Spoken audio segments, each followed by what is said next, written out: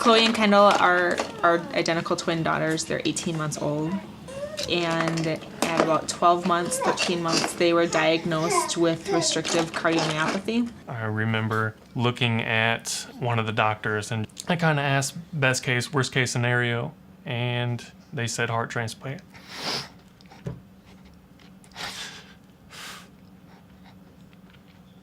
We found out the girls had restrictive cardiomyopathy because Chloe had a stroke. The doctors wanted to find out how that clot made its way to the left side of her brain, so they did an echocardiogram of her heart and found out Chloe specifically had restrictive cardiomyopathy.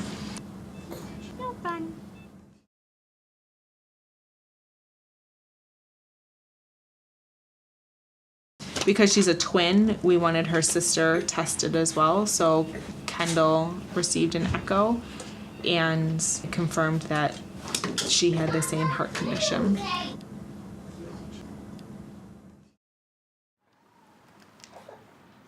When I walked into my office, I had a voicemail. It was from the hospital. It was Dr. Kendall saying that they found a donor for Kendall. Chloe was actually going to be discharged tomorrow. I mean, I don't want to say we're glad we're still in the hospital, but one just getting over surgery and one going in there, I mean, this is the best place to be. And that's a really rare thing to find two infant twins who have severe heart disease this early. These things are often hard to find. To be told that two of your kids have a heart condition that there is no other solution other than heart transplant is completely devastating.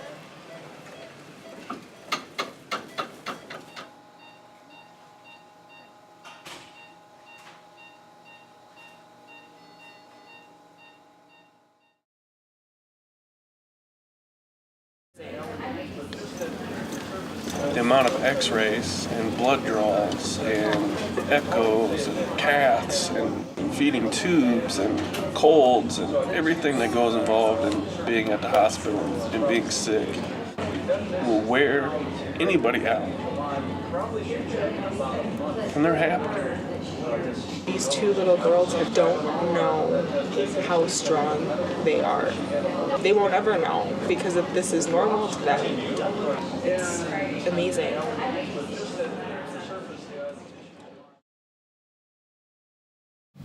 It'll be nice to have all five of us in the same house now. We get to go home. It's awesome. It's exciting to go home and be back to our regular life and start our new normal. The day nurses and the night nurses have just become so much a part of your family that it's hard to say goodbye to them. And ever since February, one of us has stayed at the hospital every night. For the whole month of March, Dan and I were both here all day and night.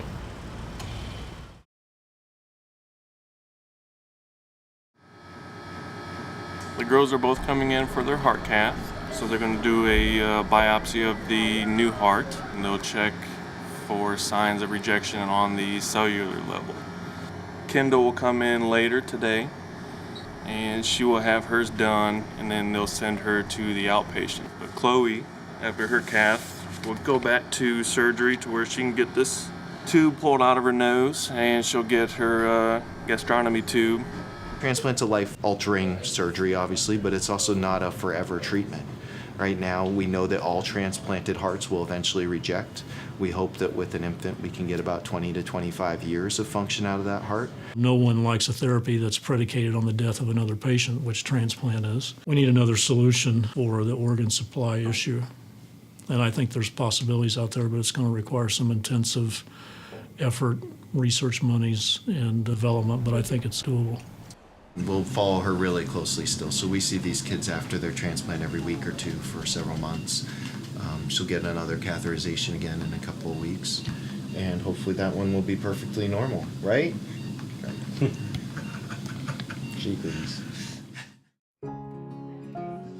Everybody here has some sort of struggle and some battle, and that's normal, and that's okay, which is the importance of being part of this family, I think. gives the girls a place in a space where they're gonna be okay.